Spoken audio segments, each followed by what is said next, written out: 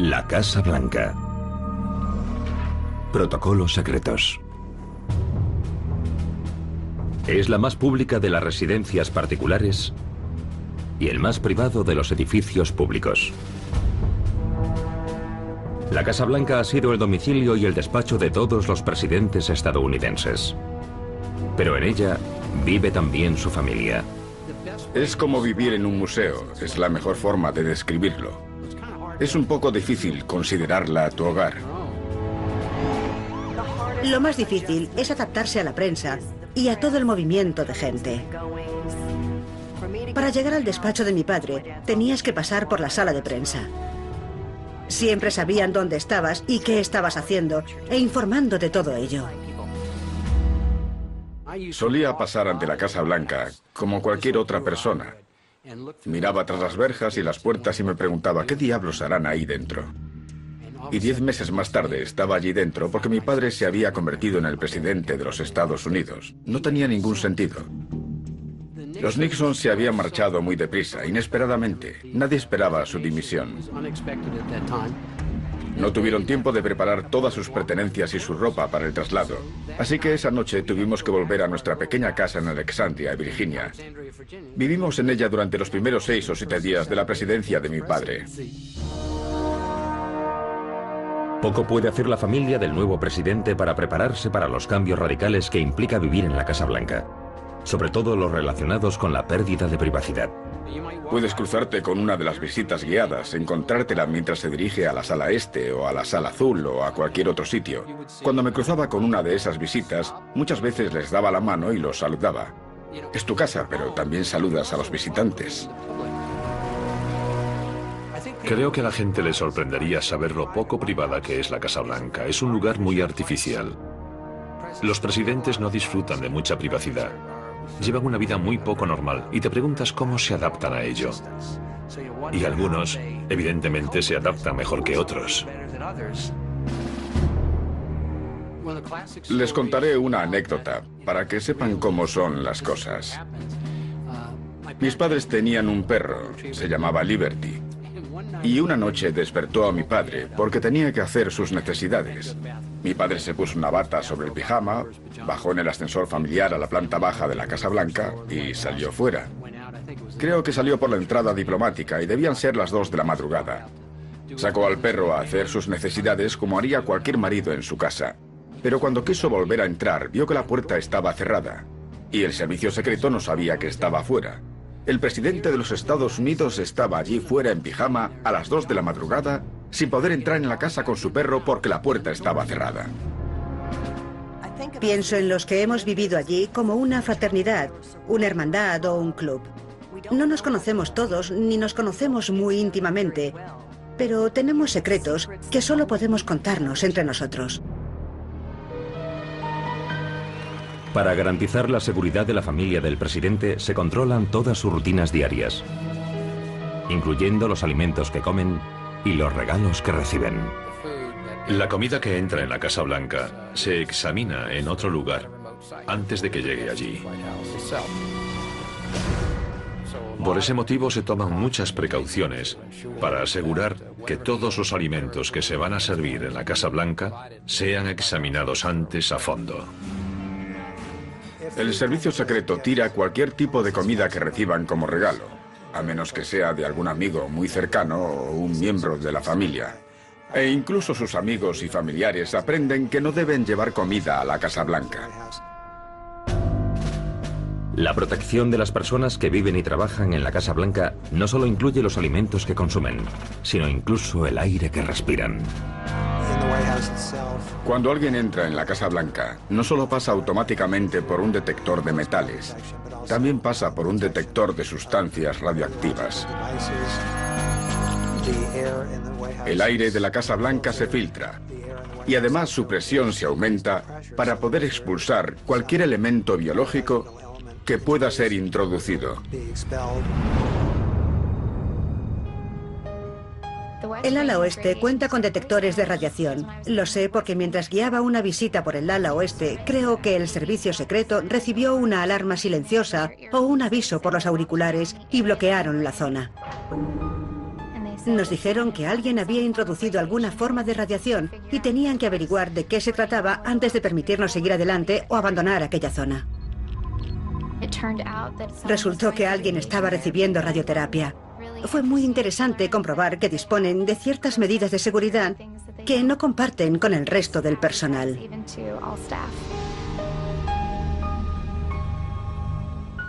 Evidentemente, la Casa Blanca no solo es el domicilio y el despacho del jefe de gobierno. También es un centro de mando con casi 1.700 empleados que acuden a diario a trabajar. Pero antes de que nadie pueda entrar a trabajar para el presidente o su familia, debe superar una verificación de antecedentes conocida como Yankee White. Para que alguien pueda entrar habitualmente en la Casa Blanca, antes debe superar un proceso de aprobación del servicio secreto que examina a fondo su pasado. Al incorporarme en prácticas al servicio de la Casa Blanca, cubrí un formulario llamado SF-86. Consiste en preguntas sobre cada detalle de tu vida, más de lo que puedes recordar. Repasas viejas fotos y anotaciones preguntándote: ¿qué será esta dirección que anoté hace 10 años? ¿En qué fechas hice este viaje? Y el FBI comprueba que todo tu SF-86 es cierto. Entrevistan a tus amigos, familia, vecinos, antiguos jefes, para asegurarse de que lo saben todo sobre ti. Pero, una vez conseguido el puesto, ¿puede el personal de la Casa Blanca recorrer todo el edificio? ¿O contiene secretos tan valiosos y protegidos que solo un puñado de los empleados de mayor confianza puede tener acceso a ellos? Llevan en la solapa unas identificaciones además de las insignias que podemos ver en la televisión.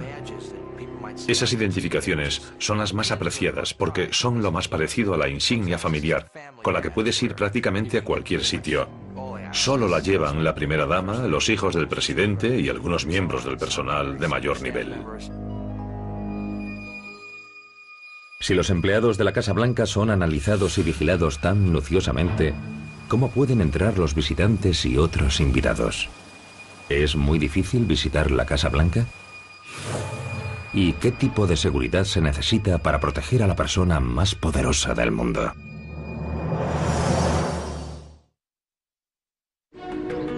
La Casa Blanca es el domicilio de una de las familias más protegidas del mundo.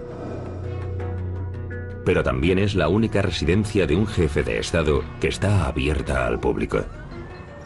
Aunque la seguridad se ha ido reforzando con los años, el interés por visitar el número 1600 de la Avenida Pensilvania existe desde hace varios siglos. Si el libro de los secretos de los Estados Unidos incluyese un párrafo sobre la Casa Blanca, probablemente se referiría a las medidas de seguridad, ya que se la solía considerar la casa del pueblo.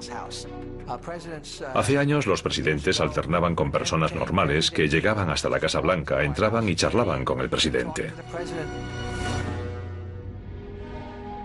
El hurto de recuerdos ha sido un problema en la Casa Blanca durante sus 2 siglos de historia. Tras la segunda toma de posesión de Lincoln, algunas personas cortaron las cortinas. Debían llevar encima navajas y cosas así. Cortaron pedazos de alfombra. Fue un verdadero saqueo. Lo crean o no, incluso personas famosas se han presentado en la Casa Blanca sin invitación. El 21 de diciembre de 1970, Elvis Presley apareció por la puerta pidiendo ver al presidente Nixon. Y, aunque permitieron entrar a la estrella del rock and roll conocida como el Rey, su visita se mantuvo en secreto.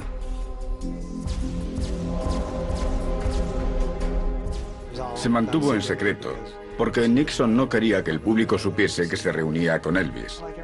A Nixon le gustaban Elvis y sus canciones tanto como a los demás, pero al mismo tiempo le resultaba embarazoso que el público supiese que le apetecía conocer a Elvis Presley.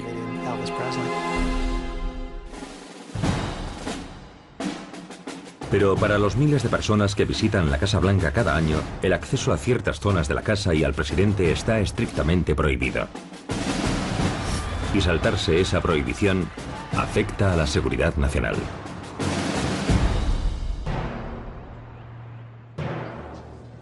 El 24 de noviembre de 2009, 400 invitados asistieron en la Casa Blanca a una cena de Estado en honor del primer ministro de la India.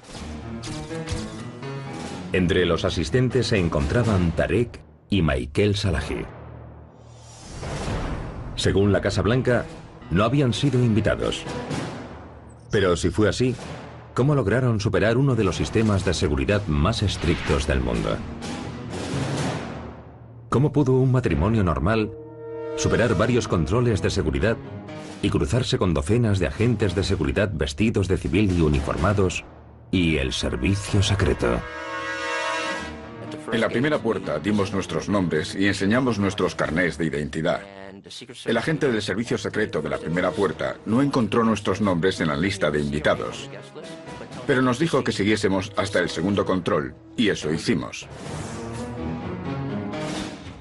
En el primer puesto de control, situado en el cruce de las calles E y 15, se produjo una situación muy confusa.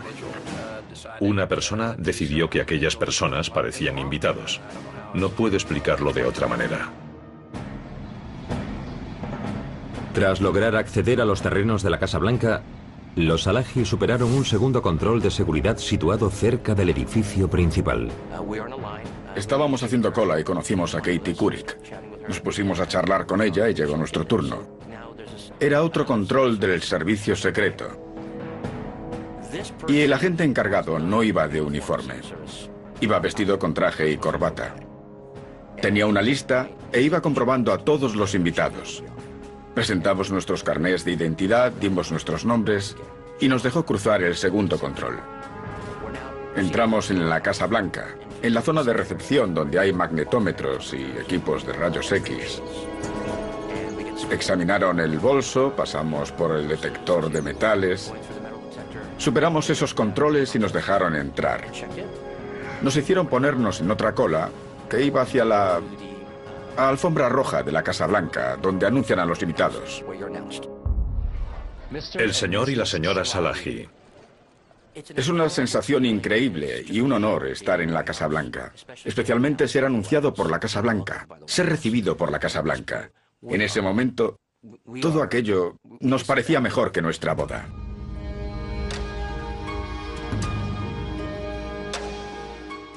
Nos unimos a la fila para saludar al presidente de los Estados Unidos, el presidente Obama, la primera dama, el primer ministro y su esposa.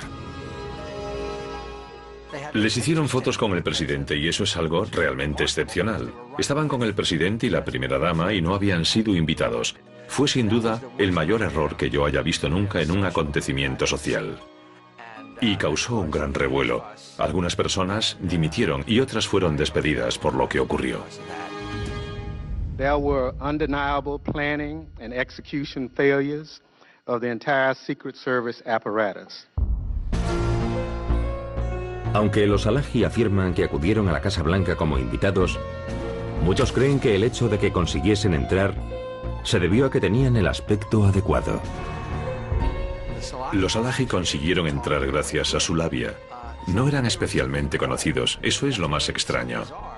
Pero iban vestidos de gala y parecían verdaderos invitados.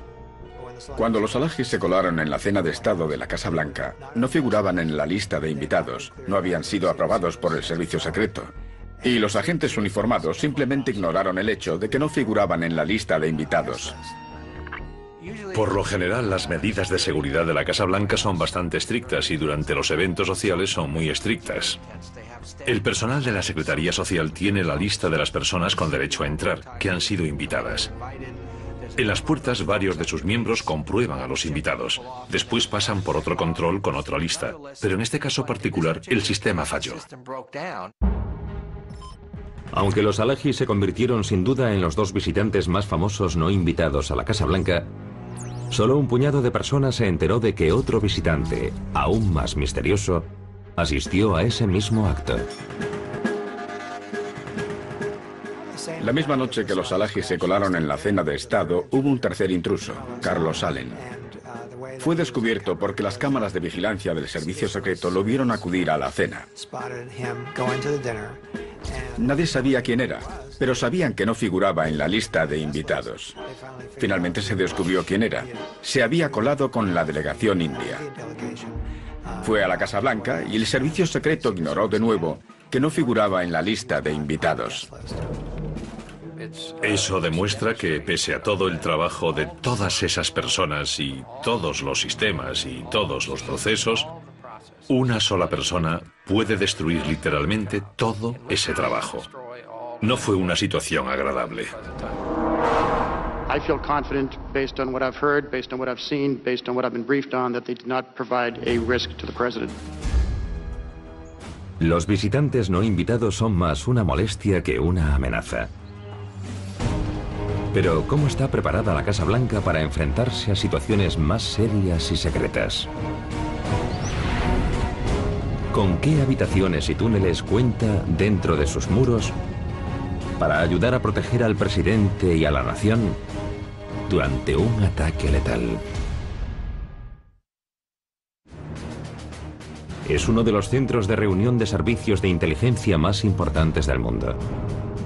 La sala de crisis está situada en el ala oeste, justo debajo del despacho oval, y puede emplearse como centro de comunicaciones. En él, el comandante en jefe de los Estados Unidos puede supervisar y controlar los recursos bélicos de los Estados Unidos en todo el mundo. Cuando un nuevo presidente es elegido, una de sus primeras reuniones informativas es sobre la sala de crisis, cómo funciona y la información que recibe. El señor Obama, por ejemplo, en su primer día en el cargo, se reunió en la sala de crisis con algunos de sus asesores militares. Suele tenerse una percepción errónea sobre lo que ocurre ahí abajo. Se cree que no es más que una sala de reuniones, pero en realidad es más que eso. Es un centro de los servicios de inteligencia. La sala de crisis mide aproximadamente 465 metros cuadrados y sus recursos tecnológicos son, por el momento, alto secreto. El presidente no podría hacer su trabajo sin la sala de crisis de la Casa Blanca. En primer lugar, es el centro de alerta. La mayor responsabilidad de su personal es asegurarse de que el presidente sepa lo que está pasando en todo el mundo. En segundo lugar, es una sala de reuniones, ya sea durante una crisis o para reunirse con sus asesores en un lugar totalmente seguro. En tercer lugar, es su centro de comunicaciones, y desde él, el presidente puede ponerse en contacto con el primer ministro británico, con los sistemas de comunicación de la CIA o del Departamento de Defensa, lo que él decida.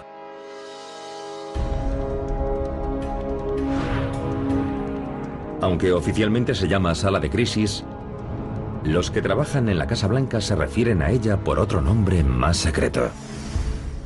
Tony Lake era uno de los ayudantes de Nixon y más tarde llegaría a ser asesor del presidente Clinton sobre seguridad nacional. Un día, Alexander Hay le dijo, ¿quieres venir conmigo a la sala de crisis? Henry Kissinger va a encerrar a la CIA a trabajar en la leñera. Lake creyó que a la sala la llamaban la leñera, así que terminó siendo conocida por ese nombre. Shall be the policy of this nation to regard any nuclear missile launched from Cuba against any nation from the Western Hemisphere as an attack.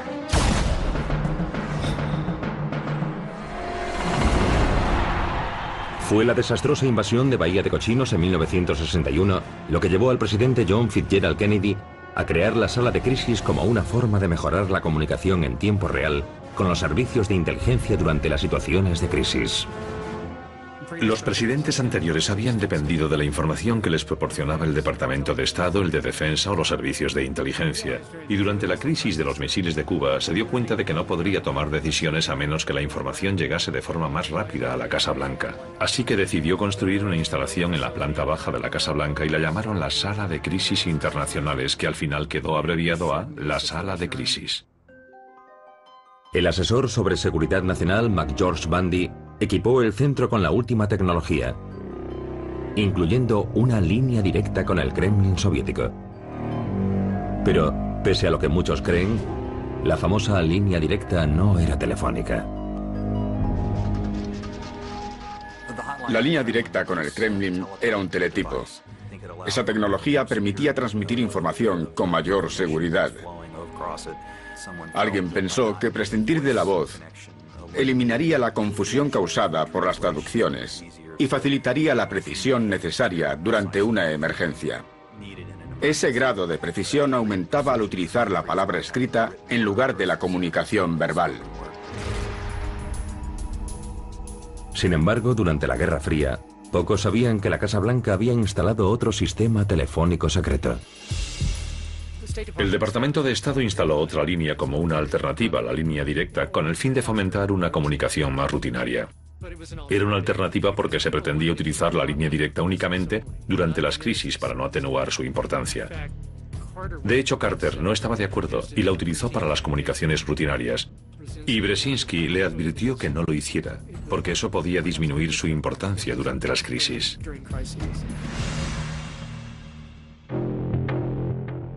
Al igual que el resto de la Casa Blanca, la sala de crisis ha sido reformada y reconstruida. Y ha aumentado de tamaño, alcance y relevancia estratégica a medida que las amenazas a la nación cambiaban.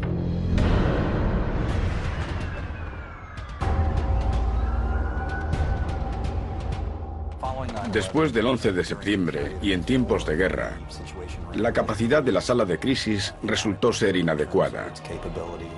Decidimos que había que modernizar las instalaciones. Necesitábamos más salas de reunión para mantener conversaciones secretas. Y las instalaciones fueron reformadas por completo desde sus cimientos. Fueron derribadas por completo, de arriba a abajo. Y al hacerlo, quedó expuesta una gran cantidad de cableado muy viejo. Es un milagro que el ala oeste no se hubiese quemado. En la actualidad, la sala de crisis o Sit Room cuenta con unos 30 empleados organizados en 5 equipos de vigilancia que realizan un seguimiento tanto de acontecimientos nacionales como internacionales. Evidentemente, la sala de crisis está en servicio las 24 horas del día, 7 días a la semana. Siempre hay en ella un equipo de guardia que recibe constantemente telegramas del Departamento de Estado, del de Defensa o de la CIA. Si reciben algo relevante para el presidente, lo despiertan de inmediato. Pero en esa sala no hay palancas que el presidente pueda activar, ni botones que pueda pulsar para lanzar misiles y ese tipo de cosas.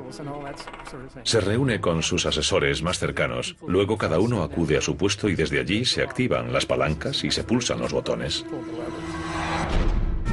Varias veces al día, los distintos equipos filtran la información más reciente en tiempo real para redactar informes para el presidente.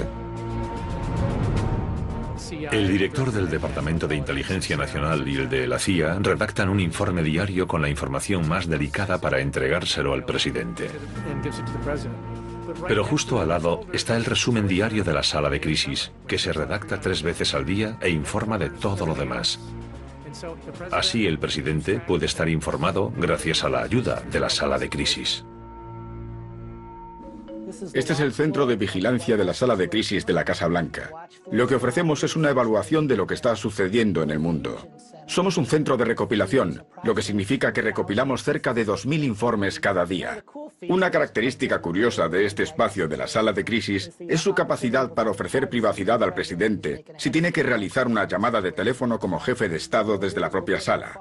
Podemos empañar las ventanas para que disponga de privacidad. El presidente puede comunicarse cara a cara con otros líderes del mundo mediante conversaciones de alto secreto por teleconferencia. Puede utilizar esa tecnología para hablar con la canciller alemana, el primer ministro británico o militares como el general Petraeus, por ejemplo.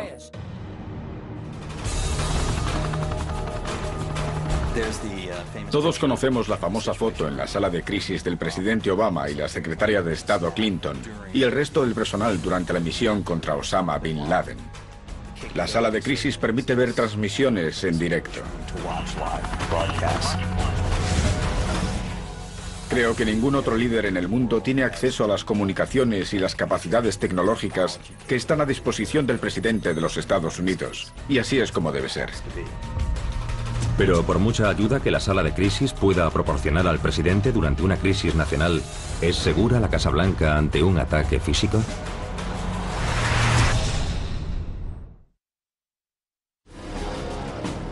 En 2010, se puso en marcha un gran proyecto secreto de construcción en el jardín norte de la Casa Blanca. Aunque el personal afirmaba que se trataba de una mejora de las instalaciones de las alas este y oeste, El presupuesto secreto del proyecto llevó a muchos a especular que se trataba de algo mucho más serio. Pero, ¿podría aquel proyecto tener un propósito más secreto? La nueva construcción en los terrenos de la Casa Blanca consiste en nuevas instalaciones que, incluso en el caso de un ataque, protegerán al presidente y permitirán que la Casa Blanca siga disponiendo de muchos asesores.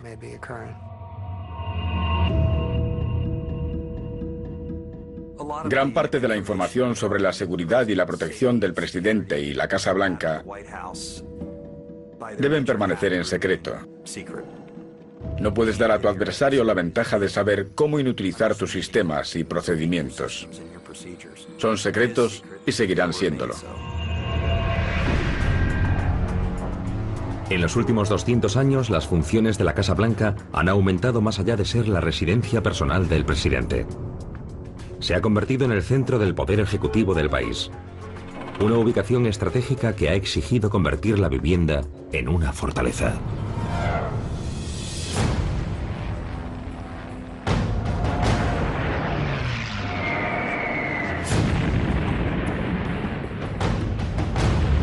December 7th, 1941, a date which will live in infamy.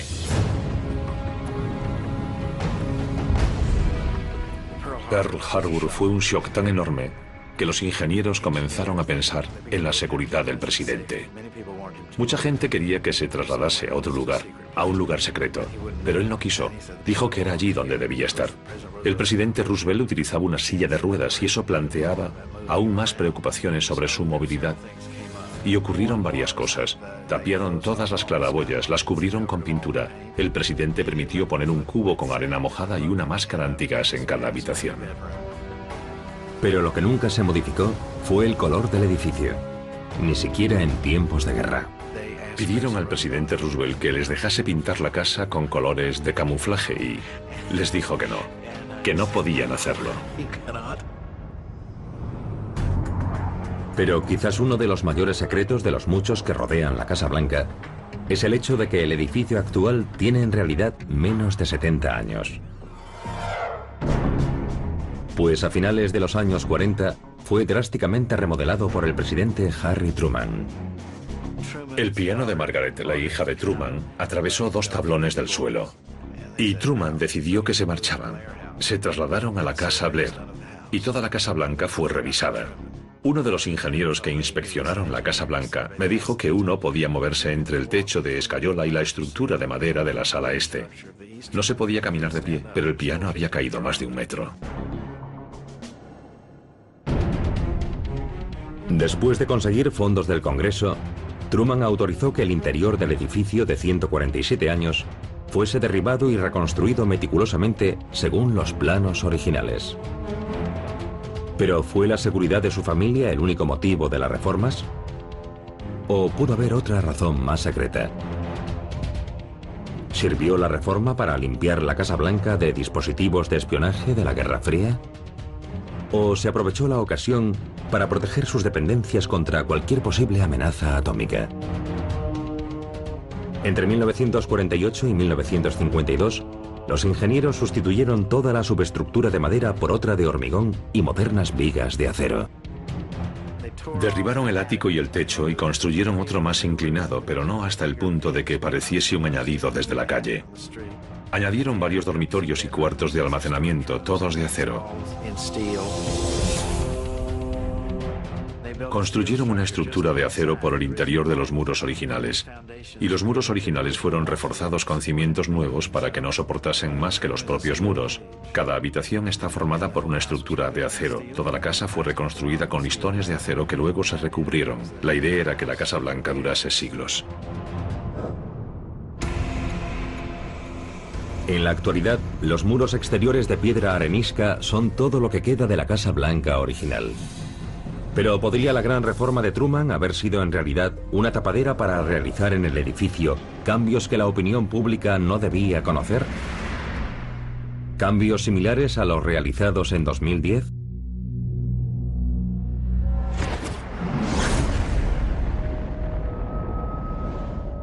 La investigación sobre los efectos de una explosión similar a la de Hiroshima en el punto medio de la avenida Pensilvania sugiere que la Casa Blanca sufriría menos daños que el edificio del Capitolio gracias al hormigón armado, su menor altura y los grandes edificios que la rodean.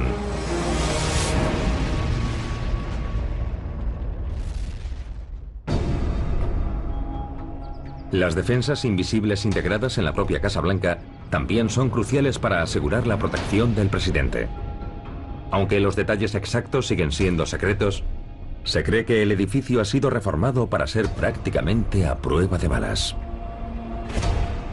No hace mucho esto es lo que se necesitaba para protegerse de un impacto de bala. Como podemos ver, tiene unos 10 centímetros de grosor. Es una combinación de vidrio y policarbonatos, y aunque es muy transparente, también es muy fuerte y resistente. Es un producto magnífico. Desde entonces, se han conseguido vidrios mucho más delgados, y de hecho incluso existen polímeros de la era espacial así de delgados y ligeros. Es un material muy ligero que proporciona una protección increíble. Una vez que has protegido los cristales, empiezas a pensar en las paredes, los techos y los suelos. Este es el tipo de material que se utilizaría en un edificio para que alcanzase el nivel 7. El nivel 7 es un blindaje a prueba de balas proyectiles. Si tuviéramos que proteger una instalación gubernamental de gran importancia, como por ejemplo la Casa Blanca, sería razonable suponer que utilizásemos algo así en las paredes, techos y suelos de las habitaciones que quisiésemos proteger de un ataque con proyectiles.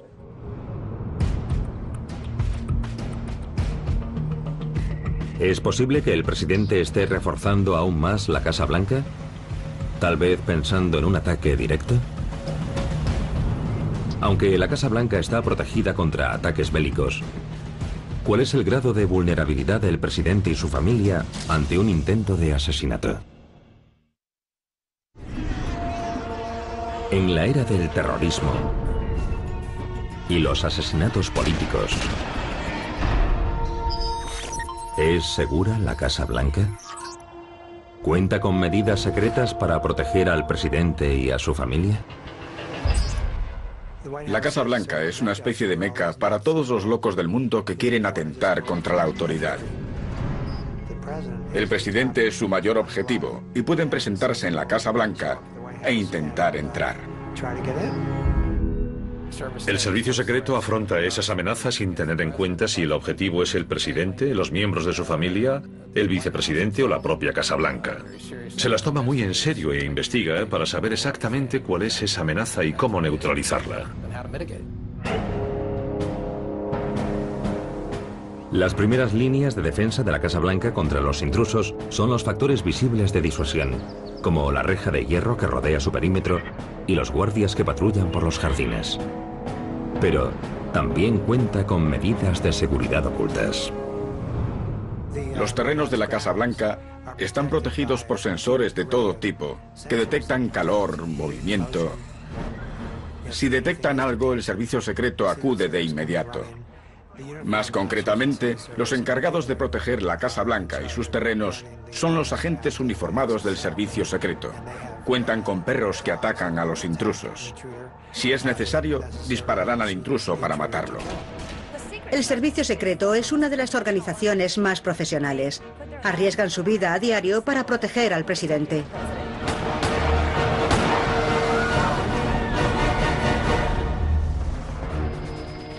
En las últimas décadas, varios intrusos armados o peligrosos han atacado la Casa Blanca.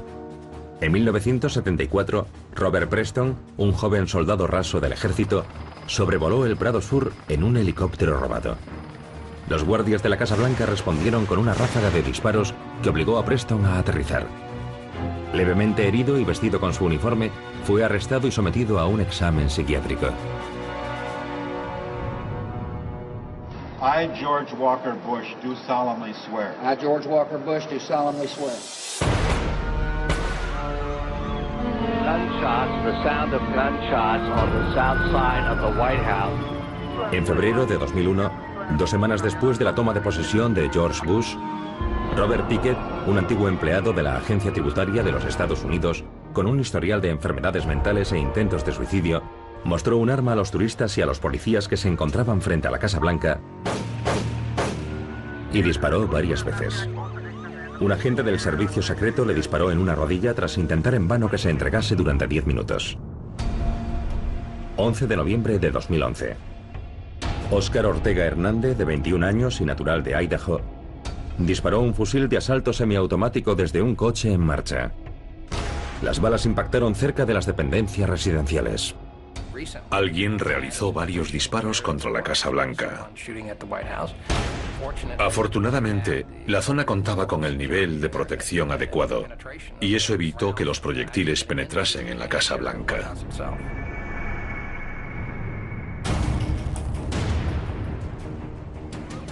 Pero uno de los ataques más extraños contra la Casa Blanca se produjo el 11 de septiembre de 1994. Poco antes de la medianoche, Frank Corder, un veterano del ejército de 38 años que padecía una depresión, robó una avioneta Cessna y emprendió el vuelo hacia la Casa Blanca. 7 minutos después, los controladores aéreos del Aeropuerto Nacional captaron la avioneta en sus pantallas de radar. Pero ya era demasiado tarde. Corder estrelló el avión directamente en el Prado Sur, a pocos metros de la propia Casa Blanca.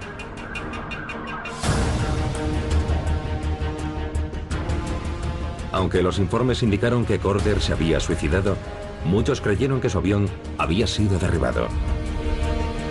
¿Podría haber, como algunos especulan, misiles antiaéreos en la parte superior de la Casa Blanca? La gente creía que la Casa Blanca disponía de un montón de mecanismos de defensa. Y cuando aquella avioneta Cessna llegó volando hasta allí, todos se preguntaron, ¿cómo puede ocurrir algo así? Pero les puedo asegurar que desde entonces se han instalado mecanismos de defensa que impedirán que se repitan situaciones de ese tipo. Durante el gobierno de Bush, el Washington Post publicó en portada una foto sobre la instalación de algunos sistemas tras el 11 de septiembre. En ella pueden desvelar ese secreto, pero no quiero hablar de eso. Pero con todos los pasillos, oficinas, túneles y zonas secretas de la Casa Blanca, ¿hay alguna que sea más segura que todas las demás? ¿Un lugar al que el presidente y su familia pueden acudir en caso de una emergencia nacional? Obviamente no puedo entrar en detalles, pero le diré que hay formas de trasladar al presidente y a su familia por la Casa Blanca en caso de una amenaza. Hay quien cree que la zona más segura de la Casa Blanca es la instalación secreta subterránea ubicada debajo del ala este. El Centro Presidencial de Operaciones de Emergencia, o PEOP, por sus siglas en inglés. Fue construido por el presidente Franklin Roosevelt como refugio antiaéreo durante la Segunda Guerra Mundial y fue diseñado para resistir un ataque nuclear. Está en el sótano del ala este. Es un viejo refugio antiaéreo de la Segunda Guerra Mundial con una puerta muy grande y pesada. Está lleno de literas y alimentos y agua, envasados y todo eso. El 11 de septiembre, Cheney y Condoleezza Rice y algunas otras personas se refugiaron en el PEOC. Con los planes de contingencia ejecutados concienzudamente tras el 11 de septiembre, la nación y sus líderes pueden estar seguros de que la más pública de las residencias particulares es hoy totalmente segura. Durante más de 200 años, la Casa Blanca ha superado incluso la intención original de George Washington de albergar, servir y proteger al presidente de los Estados Unidos y su familia. Pero tal vez el mayor secreto de la Casa Blanca sea que cada presidente es un residente temporal en una casa que en realidad pertenece a todos los estadounidenses. Considero una bendición que mi familia tuviese el privilegio de vivir en ella durante una época irrepetible. No es nuestro hogar, es el hogar de los estadounidenses. La aprecias y la disfrutas, pero debes respetarla. No es el hogar de la familia del presidente, es el hogar de los Estados Unidos.